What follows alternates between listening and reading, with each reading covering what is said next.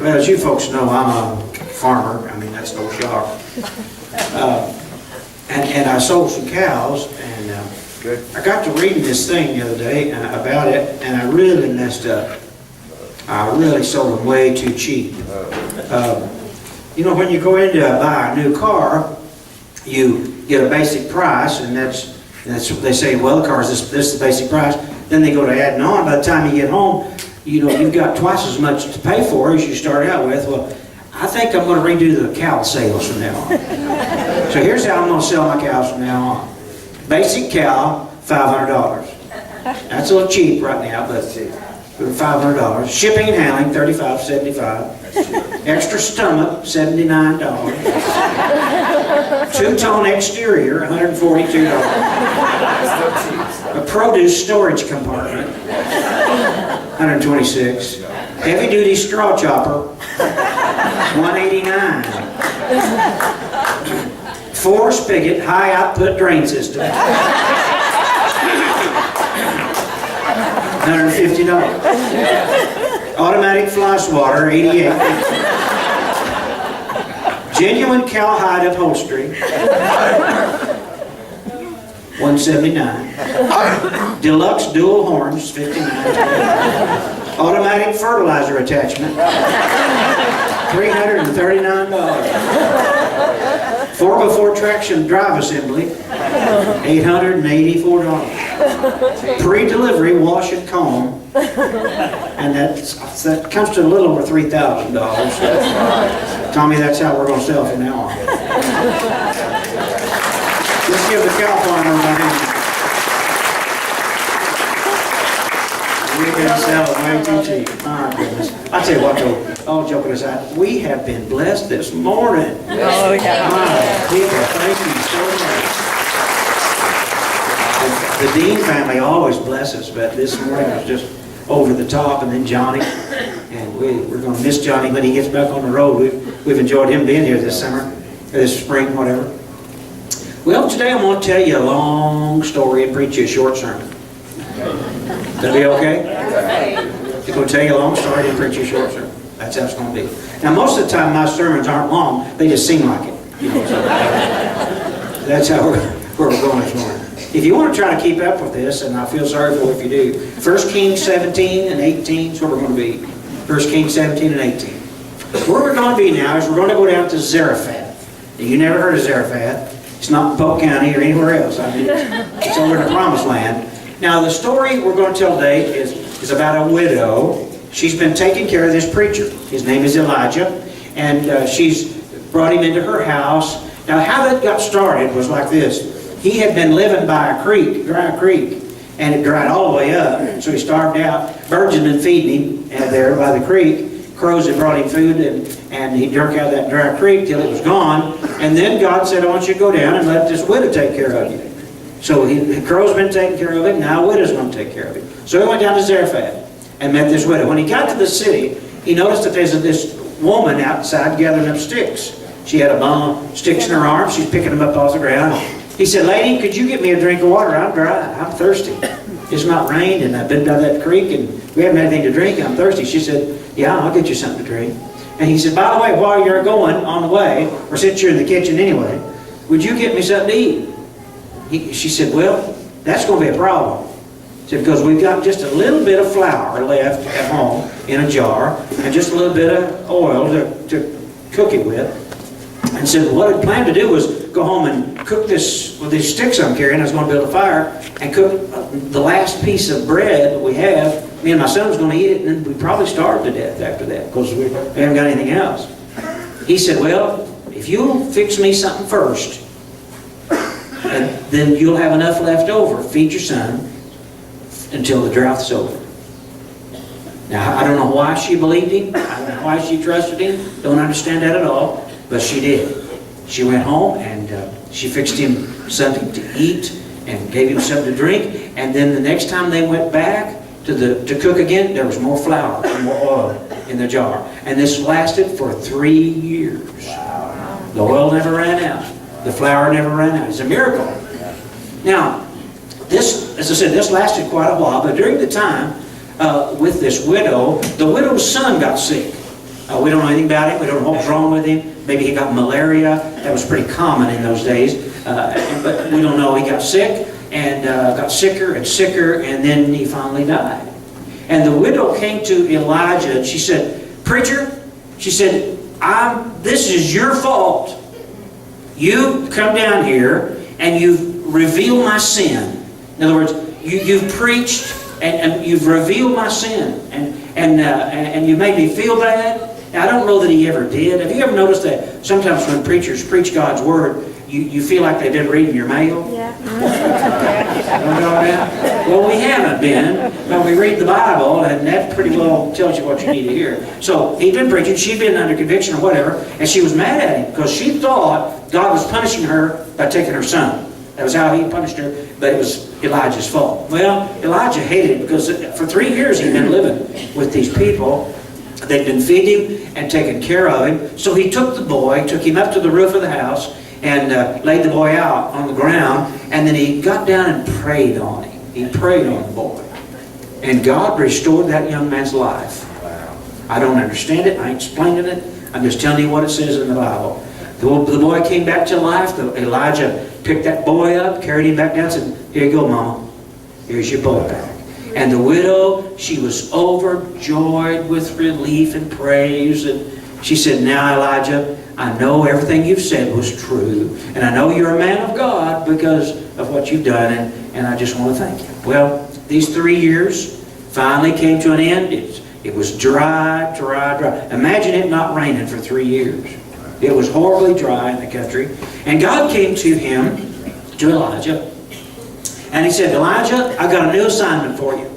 First thing I want you to do is go live by the creek, the dry creek with the crows to feed you. Then I want you to live with the widow, and she'd take care of you. And now I've got a new place for you to go. I want you to go to the king of the country, the head of the country of Israel there. Go to King Ahab. And I want you to tell him that the rain is going to start coming soon, that the drought is about over." And so that's what he did. He went to find Ahab. Now, during this time, Ahab had a wife. Now, his wife was not a believer in Jehovah. She wasn't a Jew either. She was of another nationality. She was a Canaanite. And so, first of all, the Jewish people were not supposed to marry with Canaanites, but Ahab had done that. Ahab was a Jew, and he'd married this Canaanite woman whose name was Jezebel. Well, they developed their own religion. Jezebel was a believer in Asherah. That was her, and Asherah is the goddess cohort of Baal. You know, the ancient religions, they always had a god and a goddess. Well, she was the goddess, and Jezebel was believed in her and worshipped her. And so what had happened was, during this drought, they got to blaming the Jews. Thought it's their fault. So they went after all the Jewish preachers, and they killed them. I mean, they killed every Jewish preacher they could find in the whole countryside. And Jezebel was the one that was behind it. Now, there was a guy who worked for Ahab. He was the chief of staff, I feel like, for Ahab, the king. And his name was Obadiah. And so Ahab went to Obadiah, and he said, "Obadiah, things are so bad, we're going to have to start eating the mules and the horses. If we don't find some grass, we're going to have to start eating." So he said, "You go this way and I'll go that way." Ahab said, "I'll go this way." He said, "Obadiah, you go this way. You find springs, look for springs or dry creeks or whatever, and see if you can just find a little grass to keep our mules and horses alive. Because if you do that, we'll be able to make it just a little while longer." So Ahab was up here in this part of the country. Obadiah was down in this part of the country. And Obadiah walked directly into the presence of Elijah. Now, here's the funny deal about that, is they'd been looking for Elijah for 3 years. They couldn't find him. Well, guess what? He was down with a widow in Zarephath. So when Obadiah found him, he was on his way to Jezreel. He was on his way to the king's place. And so Obadiah said to him, "Elijah, is that you?" And he fell down and just praised the Lord for finding him. And Elijah said, "Yeah, this is me." He said, "We have been looking for you everywhere." So the king has gone to every country around and made them swear that you weren't there. He said, he made them swear, and if they'd have found you in their country, he'd have killed them because he was mad. He was looking for you. And here you are, you're just walking up here. He said, "Yeah, that's me." He said, "I want you to go tell Elijah You go straight to Elijah. And I want you to tell him, I'm going to talk to him today. Go to Ahab, and you tell Ahab that Elijah is coming to see him today, and there's going to be a showdown. We're going to get this fixed. We're going to come head to head. We're going to have a head knocking session. I'm going to meet with this mean king of yours, and I'm going to talk to him. So Obadiah said, you know what, Elijah? That scares me to death, because if I go from here and tell King Ahab, if I tell him I found Elijah and he's coming, he said, here's what's going to happen. You're a prophet of God. And God might just move you here. He move you there. He move you from the dry creek to the widow's house. He said by the time you get to the king, Ahab, God may have sent you somewhere else. And then I'll be a liar and he'll kill me. He said, I don't want to do this. And Elijah said, I'm coming to see Ahab. Go tell him. So Obadiah said, all right. And he went back to find the king Ahab to tell him Elijah was on his way. Now, let me tell you about Obadiah just a little bit, because there's more to this guy than just chief of staff. He was a believer in Jehovah God. He believed in Yahweh God. And he had been finding all the believers that he could find, all the preachers, and he'd been hiding him in a cave, hiding them from Jezebel. Jezebel's trying to kill them all, remember? And he found 100 of them, 100 preachers. And he put 50 in a cave here, 50 in a cave here. And he kept them alive by bringing them water and food. He'd saved their lives over these 3 years by hiding them. Now that's Obadiah. So Obadiah loved the Lord. Obadiah loved Elijah. And I'm sure he was hard-pressed to even like Ahab because of what he had done to his nation. But nevertheless, he went back and served him. Okay, he went to find him. And Elijah set out. And Elijah and Ahab, they met. It doesn't say where, but it was out in the countryside. They met. They came up the road, one from one direction, one the other. And they met each other. And Ahab said, Elijah, is that you, that mean one that troubles Israel? You're the one that's caused all this trouble. Is that you? And Elijah said, Ahab, it's me, but you've got the one causing the trouble upside down. You're the one that's caused the trouble in this nation, because you've worshipped other gods. You've let your wife bring in all these prophets. And he said, you're the one that's caused trouble. And it started with your father, and you've carried it on right on with you. And here's what you've done. He said, Elijah told him exactly what he'd done. He said, you've abandoned the Lord's commands, especially the one about having only one God. He said, you blew that out of the water. And you follow these false gods called Baal. He said, that's what you've done, but here's what you're going to do next. I love his boldness, don't you? Yeah. He said, here's what you're going to do next. You're going to go, Ahab, and you're going to gather all the people that you can find. And you're going to bring them to Mount Carmel. Now, Mount Carmel is a high plateau-type mountain that sits and even juts out into the Mediterranean. It's up in the northern part of the country of Israel. It juts out. You can see all the Mediterranean when you're up on top of it. You look and see it all. And then you can turn around the other way and look down into the valley of Jezreel. This is the area around Megiddo, if you're familiar. You may have heard of Armageddon, Harmageddo. Well, you look back off of Carmel down into the grasslands, the the breadbasket of Israel, where they grow the wheat and the barley. You look down in there, but that's all you can see. All of the Med and all of Jezreel from Mount Carmel. Beautiful place. You can see everywhere. He said, I want you to gather everybody in the country, bring them to Carmel. Now I want you to not just to bring the common folks, but I want you to get all those preachers of Baal and all those preachers of Asherah, and I want you to bring them all up there together, and we're going to have a meeting on top of the mountain. Now, before we go any further, let me remind you, let me paint a little more of the picture so you'll get this. The preachers of Baal and Asherah, they were pretty fellas. They were sweeties, you know what I'm talking about? They were pretty girls, pretty boys. I mean, they had white robes, long pointy white hats. I mean, they were pretty. They dressed up clean. I mean, they looked good. And then here comes Elijah. Elijah's a mountain man. I can just see John Wayne coming. I see Elijah, he's a mountain man. I mean, he's dressed in a camel skin coat, black camel fur, and he looks kind of rough. I can see hair just flying everywhere, you know, and he's not so pretty to look at. So this is what he said. I want you to gather all these pretty white boys, all these boys dressed in this white stuff up here on the mountain, and I want you to, and I'm going to come and we're going to meet together and we're going to have a conversation. We're going to do this. Bring them all. Bring 400 of those Baal prophets and 450 of those special prophets. And let me tell you about the special prophets. These were the prophets that Jezebel had been feeding off the public money. She'd been spending tax money to feed these 450 and take care of them. They were, see, at this time they had a state religion. The religion was demanded or it was described by the state. In other words, you had to worship Baal and Asherah. And they paid for the priests out of the tax money. They took them on the public till. So that's where that came from. He said, I want you to bring them all up there. And we're going to talk, we're going to have a meeting. So let's come up now on top of Carmel. And you look back out in the ocean, see that beautiful Mediterranean. You turn around this way, see the most beautiful part of Israel, all the open pastures, and you stand up on Carmel. I mean, you can see everything from up here. And so Elijah meets there with all these 850 prophets, all the people of Israel around Carmel.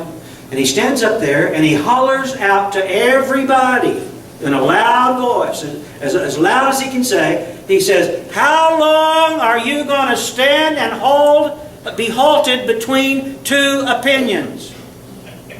He said, if God is God, worship Him. If Baal is God, worship Him. How long are you going to stand between two opinions? I hollered just so you get to the fact. Now I want you to get this. Elijah just hollered as loud as he could from Carmel. And everybody heard it. And he was expecting a response from them. He expected them to say, we're going to worship Jehovah, or we're going to worship Baal. Nothing. It was silence when he finished. Wasn't a word. It's like they were thinking, what are we going to do? So Elijah will give them enough time to speak. Nobody spoke. So he broke the silence. He said, here's what we're going to do. We're going to have a showdown. I want you Baal prophets, you Asherah prophets, all 850 of you. I want you to get a bull and kill it. Skin it, cut it up, bring it up here, and build an altar. They put rocks for an altar. They laid wood on top of the rocks. Then he said, lay the bull out on that altar and don't bring any matches or fire. Just bring the bull, the wood, and put it on the altar. He said, and I'm going to give you guys get to go first. And I want you to call out to your God, to call out to Baal. Baal is the god of the storm. He's the god that sent the lightning. You with me? You getting where I'm going here? He's saying, your God's the lightning god. So don't bring any fire. You just bring it up there and you call on your lightning god. Send the fire down and burn up the bull. Receive your own sacrifice. So they started out early in the morning. These pretty boys dressed in white, with their pretty little robes and their pointed little hats. And they began to sing and chant worship songs to Baal. Oh Baal, how great you are. Oh Baal. I don't know what they sung, but they started singing Baal songs. Worship Baal songs. And they were so pretty and so nice. And their harmony was great. Well, nothing happened. And as time went by, they got more excited. They thought, well, I don't know what they thought, but they got into more frenzy. They started dancing and swaying. They got to swaying as they were singing. And then pretty soon they got to dancing. They were jumping and running and screaming and jumping up on the altar. And they tore down the altar. They tore down the wood. They scattered the bull around. I mean...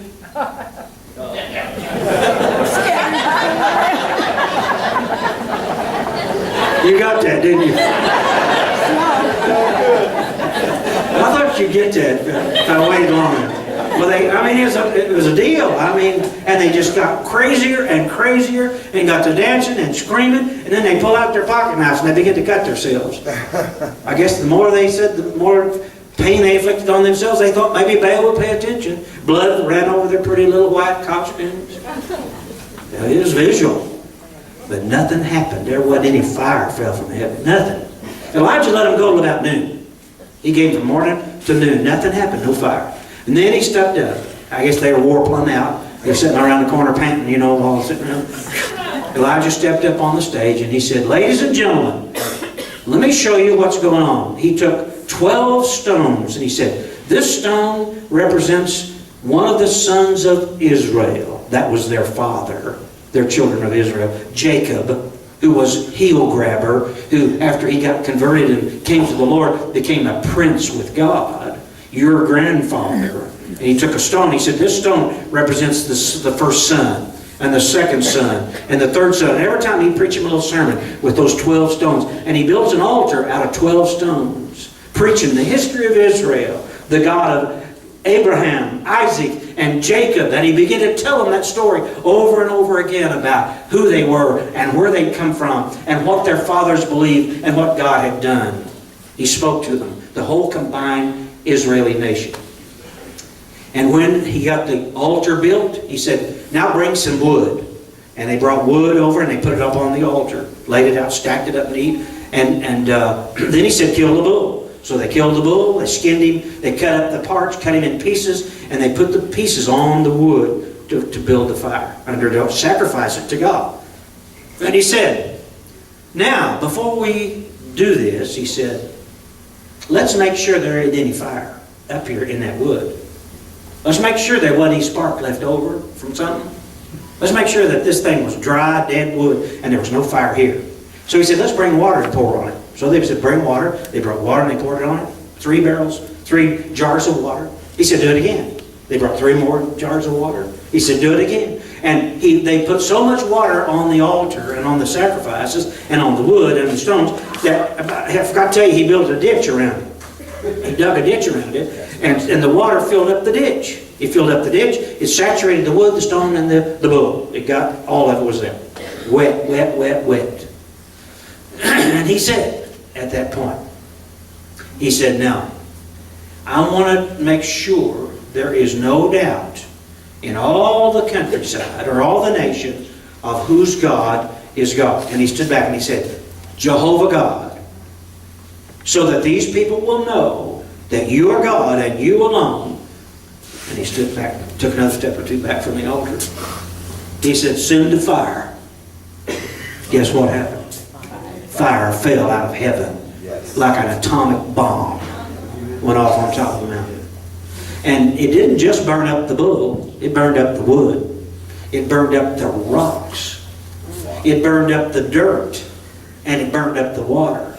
There's no doubt about the fire that fell. Fire fell from heaven. And after everybody kind of got back together, after that experience, there was no doubt in their mind who God was, what he could do. So he said to all the people gathered there, he said, get a hold of them Baal preachers and the Asherah preachers, arrest them. And they arrested them. The nation went and arrested them. They took them down to the river and they executed 850 of them. Wow. Right on the spot. Let me just say it like this. God's pretty serious about idolatry. Amen. He takes it real serious when you try to put other gods beside him. Not because he's just jealous and has to have it his way. He just knows that when we worship one God, that our lives are better, our hearts are right, our families are better, our nation is better. He knows when we worship one God, everything works better. Right. So the fire fell, and the Lord, Jehovah, he is God. Well, he turned to Ahab and he said, Ahab, I guess you saw what happened here. Yeah. And he said, Ahab said, yes, I did. Now, we're not done with Ahab or Jezebel either one. Got some other wonderful stories to tell you about them. But he said, okay, Ahab, it's time to party. The rain's coming. The drough's over. So he said, go eat and drink and have a good time. The drough's over. So then Elijah climbed back up on top of Mount Carmel and got up there and he said, now he's the only one up there now. Everybody else was partying and dancing and praising the Lord and heading back to Jezreel. So Elijah climbed up on Mount Carmel and he sat down up there and he put his head between his knees. He's a lot more flexible than I am. Yeah. He put his head between his knees and he began to praise. He said, God, thank you for what you just did. Thank you, God. He said, now God, remember your promise. You're going to send rain. And his servant was there beside him and he said to his servant, is it raining yet? His servant said, nope. He said, well, go look out over the Mediterranean. See any clouds? His servant went and looked out over the Mediterranean. No clouds. No, sorry, no clouds. He said, go look again. He sat there and prayed with his head between his knees. His servant went and looked out over the Med. No clouds. And he did that, I think, 7 times. And on the 7th time, when his servant went to look, he came back and he said, no rain, no clouds, except I saw a little puff of cloud, looks like about the size of a man's hand, out on the Mediterranean. Elijah jumped up and he said, run, tell Ahab to get in his chariot and head for Jezreel as fast as he can go. The storm's about to break. And he saw one little piece of cloud about the size of a man's hand. And guess what happened? By the time they got all things hooked up, the horses and the mules hooked up to Ahab's chariot, it was raining and storming and lightning, and Ahab beat it to Jezreel. And the Bible says Elijah ran right with the horses. He was picking them bony knees up and putting them down. I'm telling you, they headed for Jezreel. And that's where we're going to leave them, there at Jezreel, with the storm falling all around us. Now, that's the long story. Here's the sermon. You're not alone when you stand for the Lord. Think about that. You're not alone. If you're down there at work, you think you're the only Christian in the whole place. You're not. There's other Christians there too. Remember Obadiah loved the Lord? And Obadiah had 100 Jehovah preachers hidden in caves. Elijah thought he was the only one left in the whole country. He wasn't alone.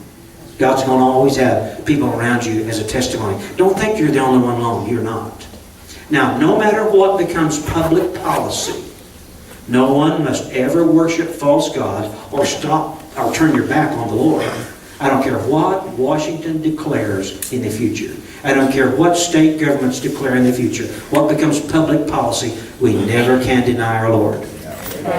We can't turn our back on God. I don't care what it costs or what they say. We have to stand for the Lord.